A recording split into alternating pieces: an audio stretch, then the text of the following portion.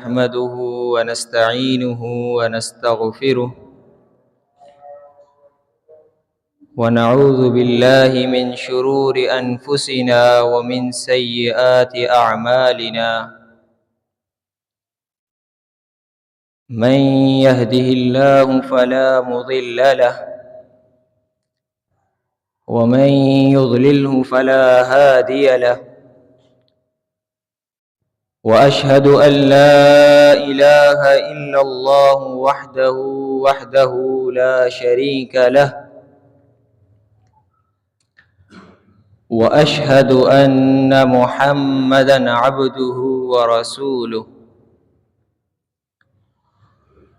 فإن خير الحديث كتاب الله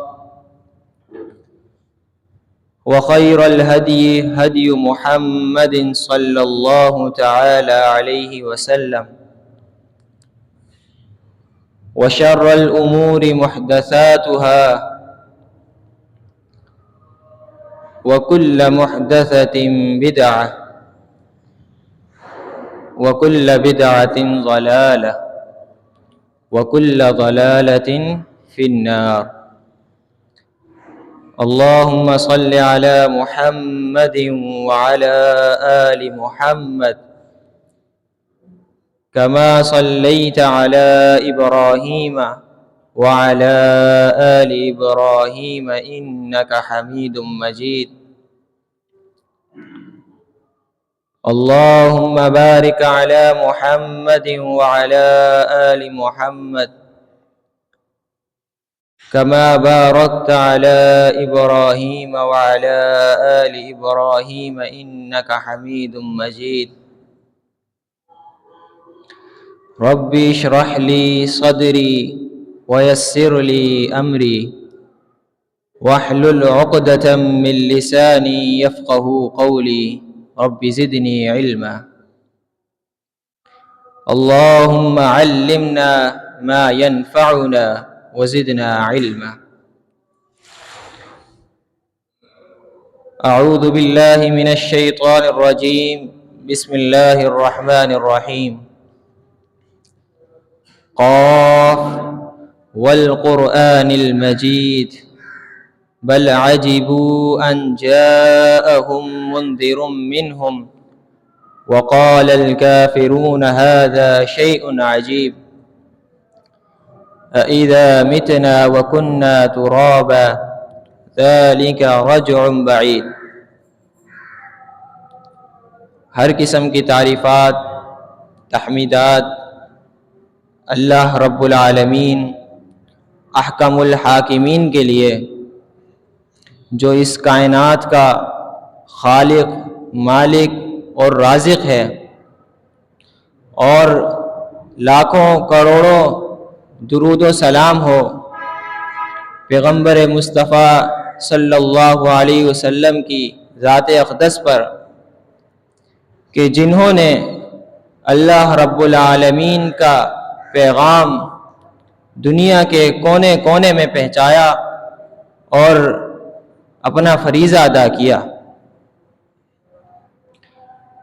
اللہ رب العالمین نے اس دنیا میں انسان کی تخلیق فرمائی اور پھر اس انسان کے اس دنیا میں زندگی کے گزر بسر کے لیے بہت سی چیزیں پیدا فرمائیں۔ ان تخلیقات میں سے سب سے اہم چیز کہ جس کے بغیر انسان کا اس دنیا میں جینا ناممکن ہے، بہت مشکل ہے، وہ ہے رشتہ۔ اللہ رب العالمین نے انسان کے لیے کئی طرح کے رشتے بنائے، جن میں خونی رشتے جیسے والدین، بھائی بہن، تو کچھ ایسے رشتے بنائے جو کسی تعلق کے بعد پیدا ہوتے ہیں، جیسے شادی کے بعد دو خاندانوں کا آپس میں ایک رشتہ قائم ہو جاتا ہے جسے سسرالی رشتہ کہا جاتا ہے۔ دو اجنبی خاندان آپس میں ایک رشتے کے ساتھ جڑ جاتے ہیں۔ تو تیسرا وہ رشتہ ہے کہ جو نہ تو خون سے جڑا ہے اور نہ ہی سسرال سے، بلکہ اس کا تعلق انسان کے پیدا ہونے سے شروع ہو جاتا ہے، اور وہ رشتہ انسان کے اخلاق سے پروان چڑھتا ہے، اور وہ رشتہ ایک پڑوسی کا اور دوسرا دوستی کا رشتہ ہے۔ اللہ رب العالمین نے جب یہ چیزیں انسان کے لیے پیدا فرما دیں تو انسان کو حکم دیا کہ میں نے یہ تمہارے لیے رشتہ بنا دیا ہے، اب تم نے ان رشتوں کو جوڑنا ہے۔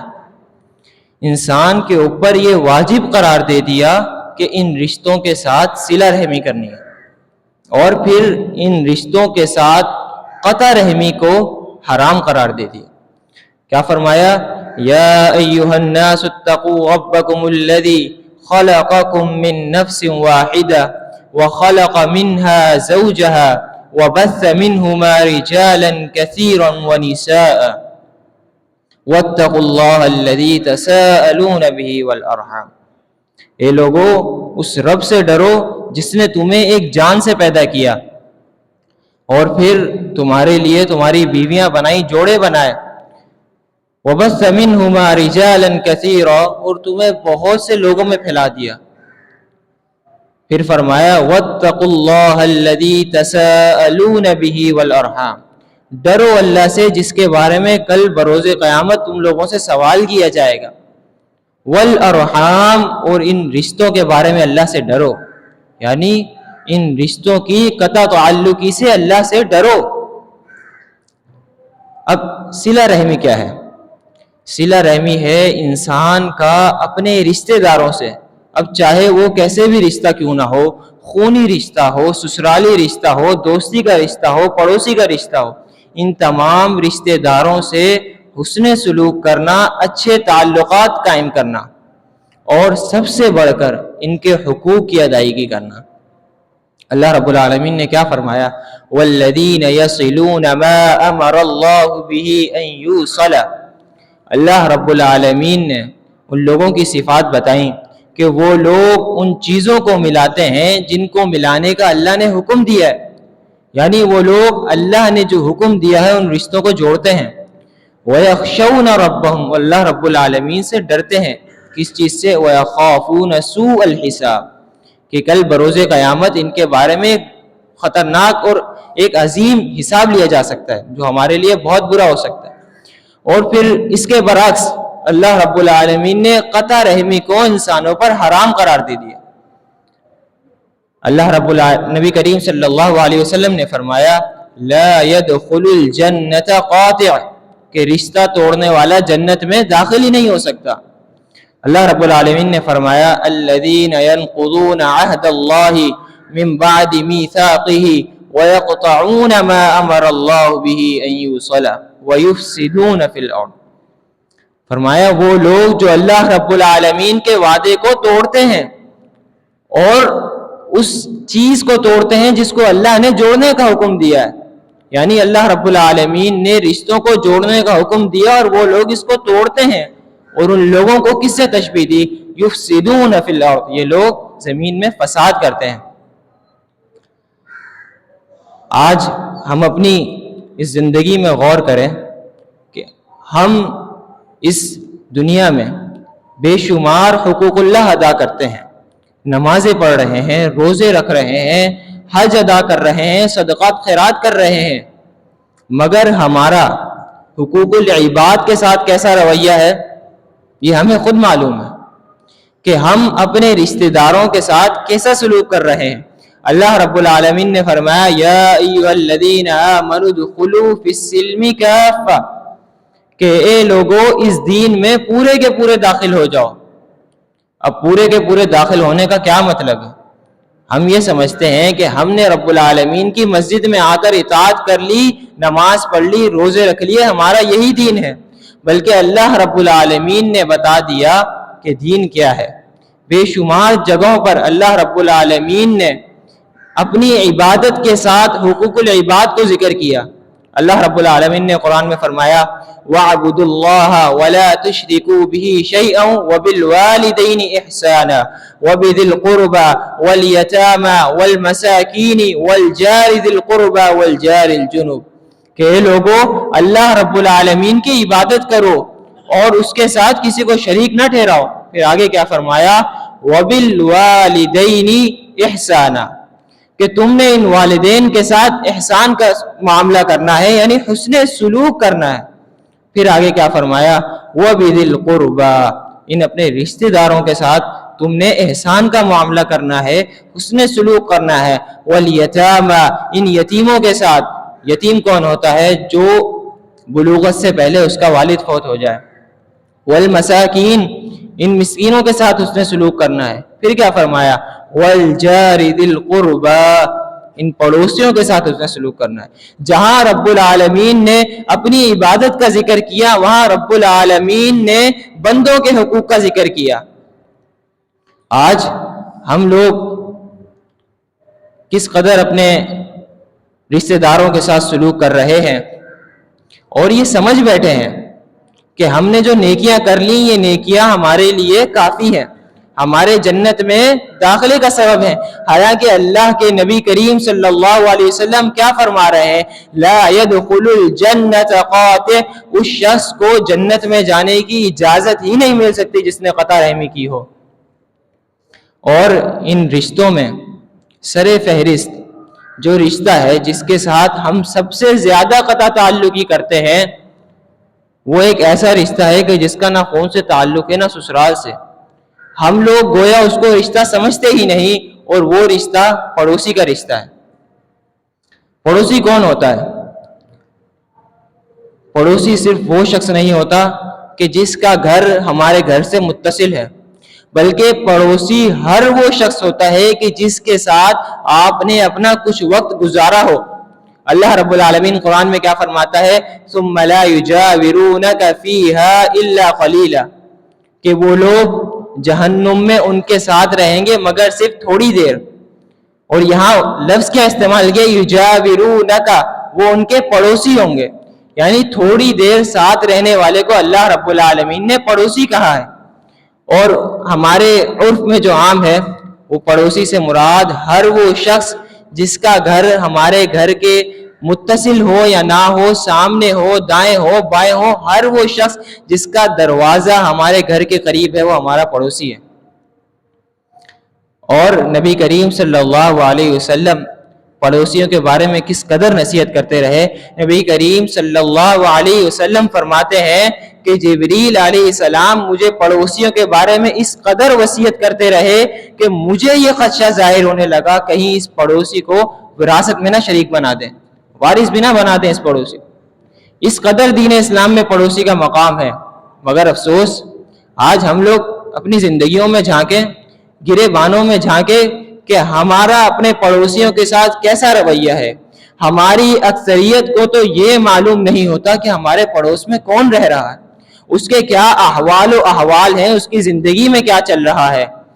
اور ادھر ہم اپنے صحابہ اسلاف کو دیکھیے، حضرت ابوبکر رضی اللہ تعالی عنہ اس بڑھیا کے گھر جا کر اس کے گھر کا صاف و صفائی کر رہے ہیں۔ کیوں؟ ان کو یہ معلوم تھا کہ اس بڑھیا کے گھر میں کیا چل رہا ہے۔ مگر آج ہمیں اپنے پڑوسیوں کے حال و احوال تک نہیں معلوم، اور اگر معلوم ہے تو ان پڑوسیوں سے بے روی کا شکار ہیں، ان کے حق تلفی کر رہے ہیں، ان کے حقوق میں کمیاں کر رہے ہیں، اور وہ بے شمار طریقے سے ہیں۔ ہم اپنے رشتہ داروں کے ساتھ صلہ رحمی کرتے ہیں، وہ آتے ہیں، ان کو تحفے تحائف دیتے ہیں، مگر اپنے پڑوسیوں سے چھوٹی چھوٹی باتوں پر لڑنے جھگڑنے کے لیے تیار ہو جاتے ہیں کہ اس نے میرے بیٹے کو کچھ کہہ دیا تو میں اب اس سے لڑنے کے لیے جاؤں گا کہ اس نے میری اولاد کو کیوں کہا۔ اور ادھر ہم اسلام کا دیکھیں کہ اسلام ہمیں پڑوسیوں کے ساتھ کس طرح کا حکم دیتا ہے رہنے کا۔ اسلام تو وہ دین ہے کہ جو جانوروں کے ساتھ بھی شفقت کرنے کا حکم دیتا ہے کہ آپ نے جانوروں کے اوپر بھی ظلم نہیں کرنا۔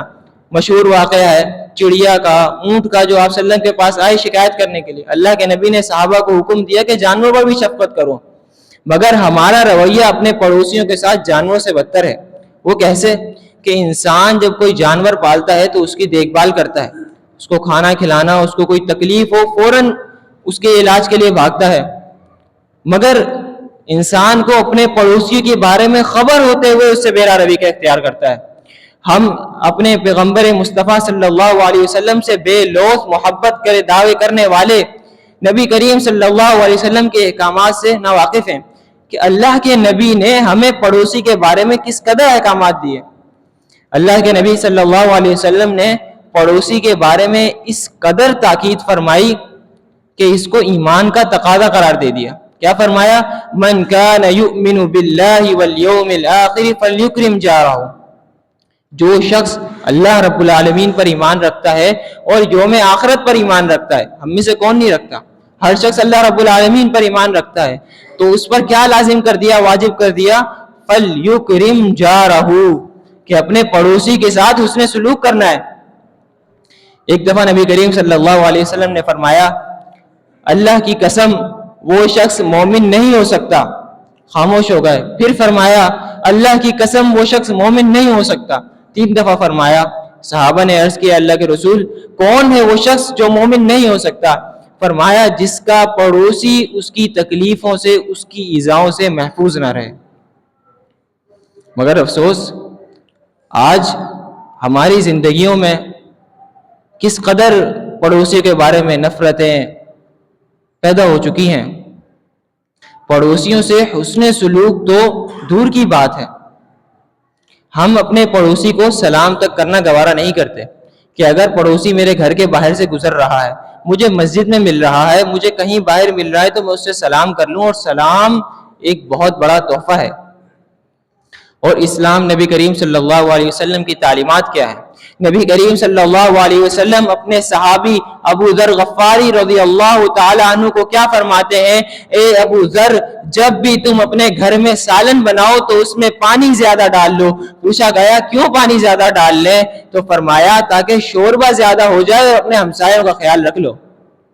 مگر آج ہم لوگ، ہمارے گھر میں بے شمار کھانے بنتے ہیں، پڑوسی کو دینے کے بجائے ہم نے کھا لیا، جو بچ گیا اگلے دنوں کے لیے اسٹور کر لیتے ہیں کہ کل کھائیں گے، پرسوں کھائیں گے، اور پھر جب وہ خراب ہو جائے تو پڑوسی کے گھر بھجوا دیتے ہیں کہ اس کے بچے کھا لیں گے۔ اس قدر ہمارا اپنے پڑوسیوں کے ساتھ سلوک ہے، تعلق ہے، جس کا نتیجہ کیا نکلتا ہے؟ ہمارے معاشرے میں محبتیں قائم نہیں ہیں، آپس میں اتحاد ختم ہو گیا ہے۔ مسلمان آج اس زوال کا شکار کیوں ہے کہ ایک بندہ اپنے ساتھ کھڑے ہوئے بندے کو سلام کرنا نہیں چاہتا، اس سے محبت قائم نہیں ہے، تو وہ کیسے اس کافر کے سامنے جا کر کھڑا ہوگا؟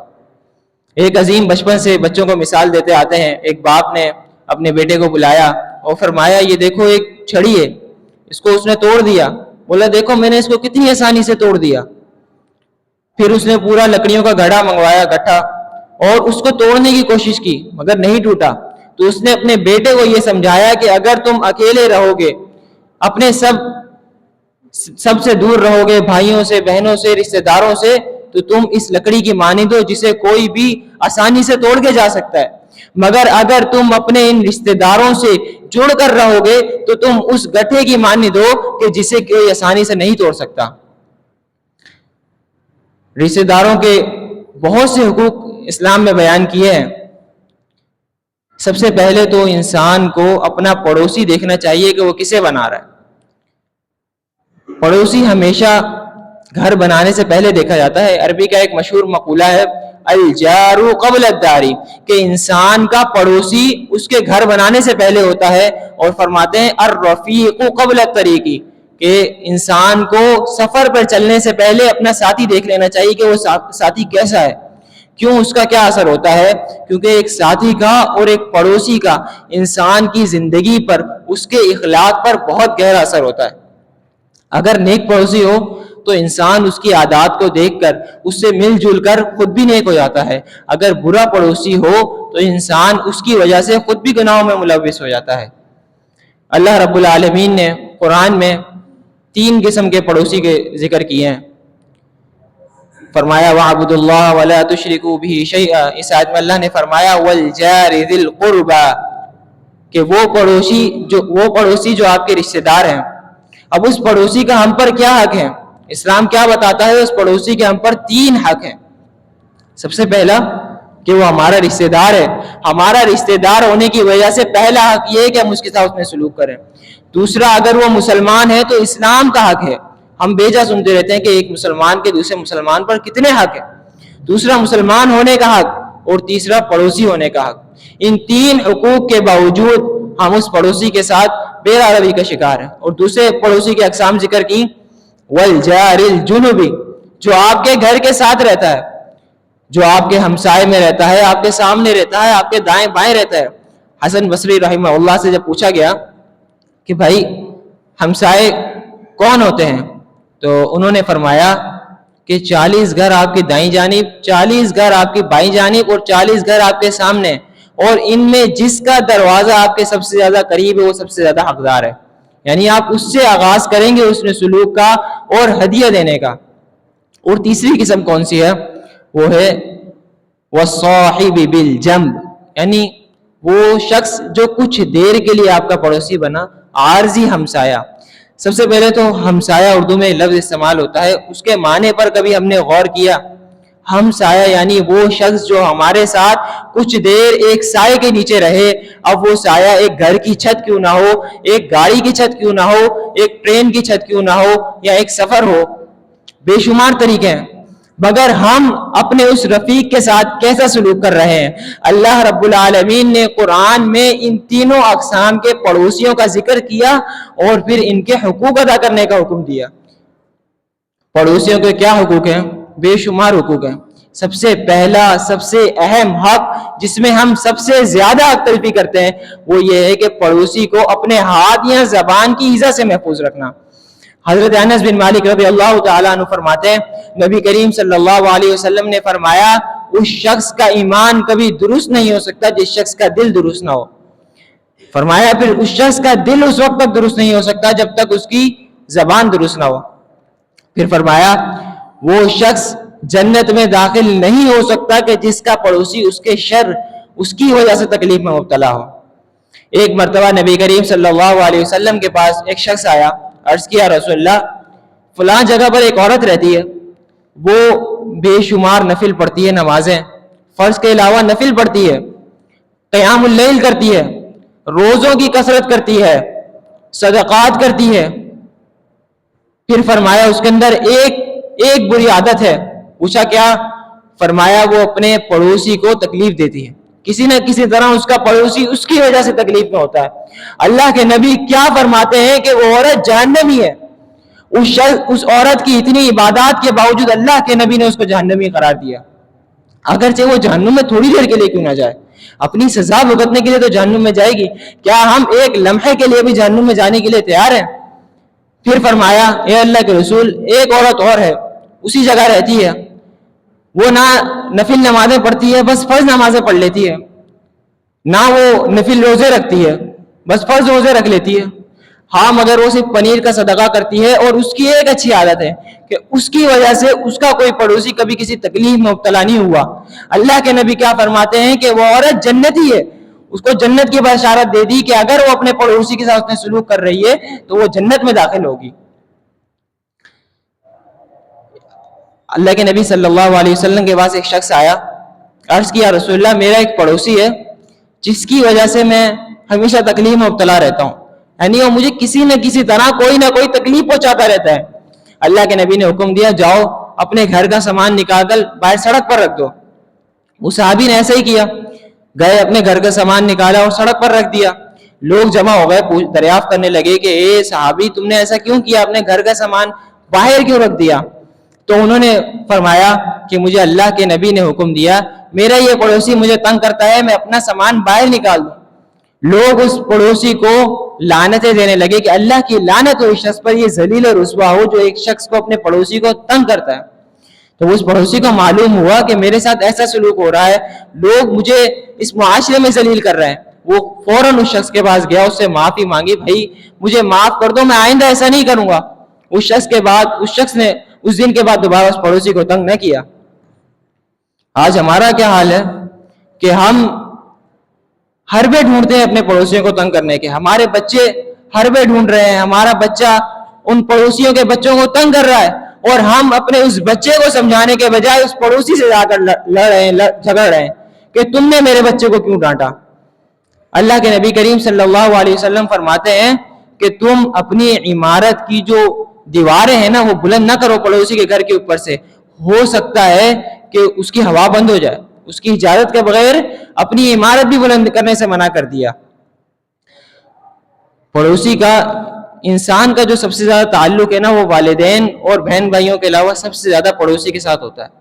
رشتہ دار اس کے دور رہتے ہیں، ہر رشتہ دار قریب نہیں رہتا، مگر جو اس کا پڑوسی ہے اس کا اس کے اخلاق پر، اس کے دین پر بہت زیادہ اثر ہوتا ہے۔ دوسرا جو سب سے اہم حق ہے پڑوسی کا وہ یہ ہے کہ جو چیز وہ شخص اپنے لیے پسند کر رہا ہے وہ اپنے اس پڑوسی کے لیے پسند کرے۔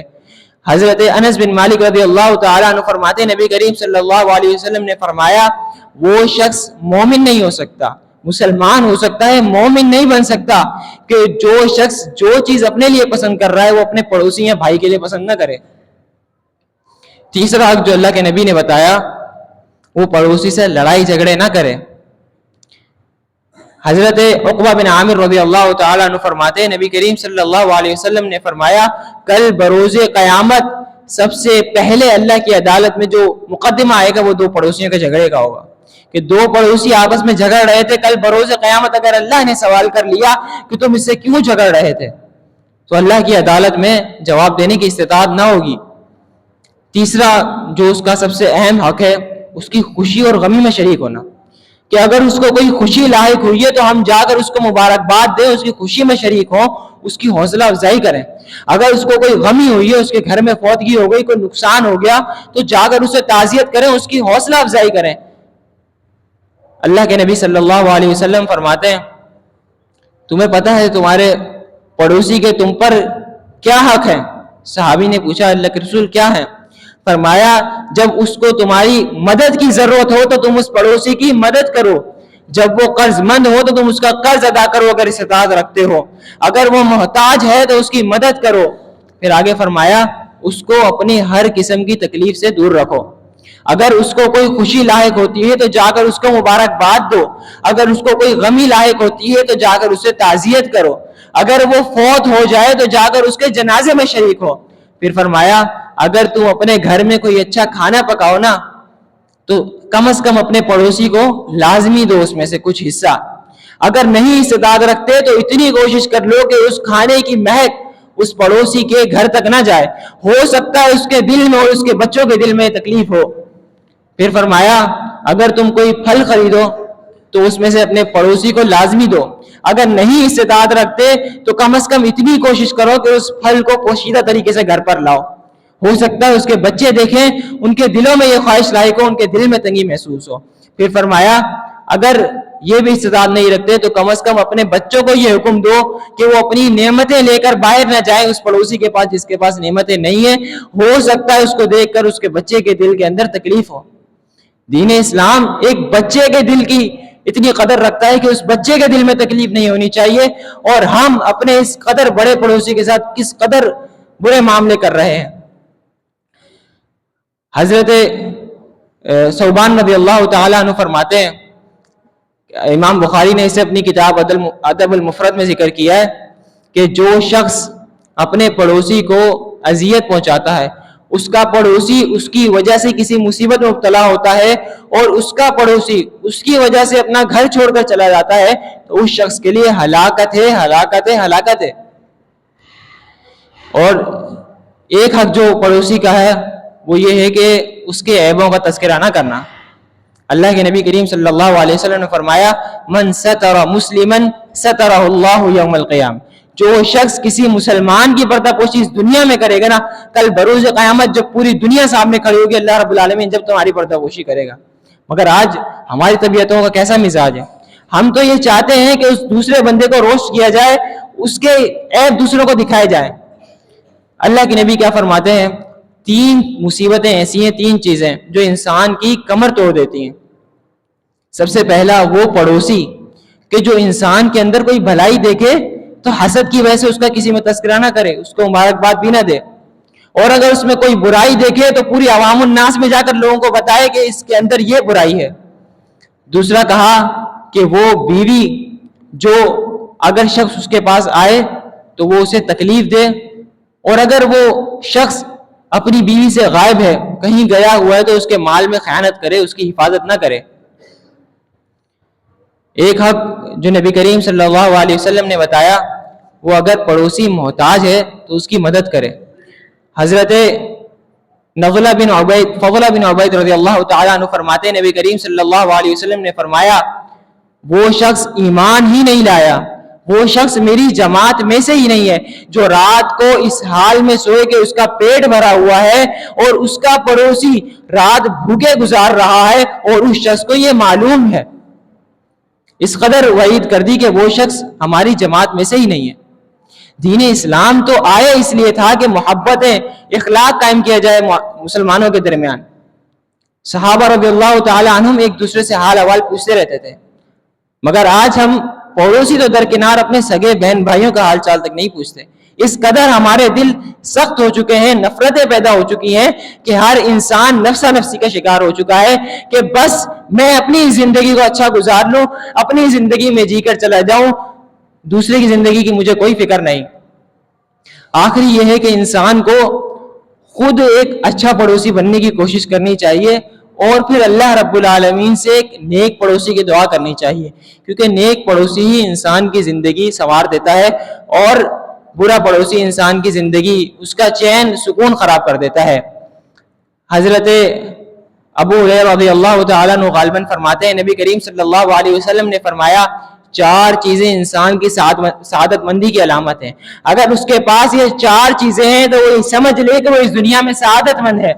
سب سے پہلا اچھی سواری، پھر فرمایا اچھا پڑوسی، پھر فرمایا اچھی بیوی، اور پھر فرمایا کشادہ گھر۔ اگر یہ 4 چیزیں ایک شخص کے پاس ہیں تو اسے رب العالمین کا شکر ادا کرنا چاہیے۔ مگر آج ہم بے شمار حقوق اللہ ادا کرنے کے باوجود یہ سمجھ بیٹھتے ہیں کہ ہمیں جنت کی چابی مل گئی، اب جنت میں جانے سے کوئی نہیں روک سکتا۔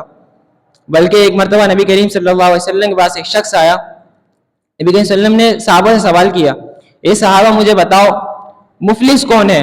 کل بروز قیامت مفلس کون ہوگا؟ صحابہ نے کہا اللہ کے نبی دنیا میں تو یہی مفلس ہے جس کے پاس مال نہیں ہے، غریب ہے، وہ مفلس ہے۔ فرمایا کل بروز قیامت مفلس وہ شخص ہوگا جو بے شمار نیکیاں لے کر آئے گا، اس کی نیکیوں کے پہاڑ ہوں گے، بے شمار حقوق اللہ ادا کیے ہوں گے، جنت کے قریب ہوگا، جنت میں داخل ہونے والا ہوگا کہ اتنے میں ایک شخص کھڑا ہوگا، کہے گا اے اللہ اس نے اس دنیا کے اندر میرا فلاں حق مارا تھا۔ اللہ رب العالمین اس بندے سے کہے گا اگر یہ حقوق اللہ ہوتے تو میں معاف کر سکتا تھا، حقوق العباد میں معاف نہیں کر سکتا جب تک یہ شخص معاف نہ کرے۔ پھر حکم دیا جائے گا اس بندے کی نیکیوں میں سے اس شخص کو دے دو۔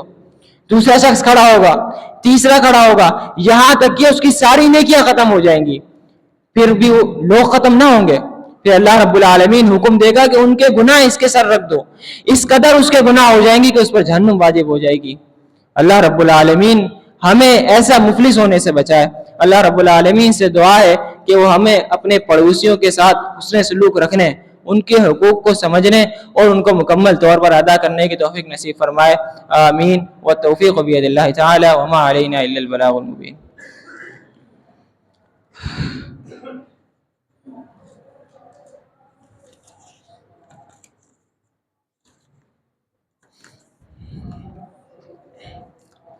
إن الحمد لله نحمده ونستعينه ونستغفره ونعوذ بالله من شرور أنفسنا ومن سيئات أعمالنا من يهده الله فلا مضل له ومن يضلله فلا هادي له وأشهد أن لا إله إلا الله وحده لا شريك له وأشهد أن محمدا عبده ورسوله اما بعد۔ اب ایک شخص کو یہ کیسے معلوم ہوگا کہ وہ ایک اچھا پڑوسی ہے یا نہیں، کہ وہ اپنے پڑوسی کے لیے ایک اچھا پڑوسی بن کر ثابت ہو رہا ہے یا نہیں؟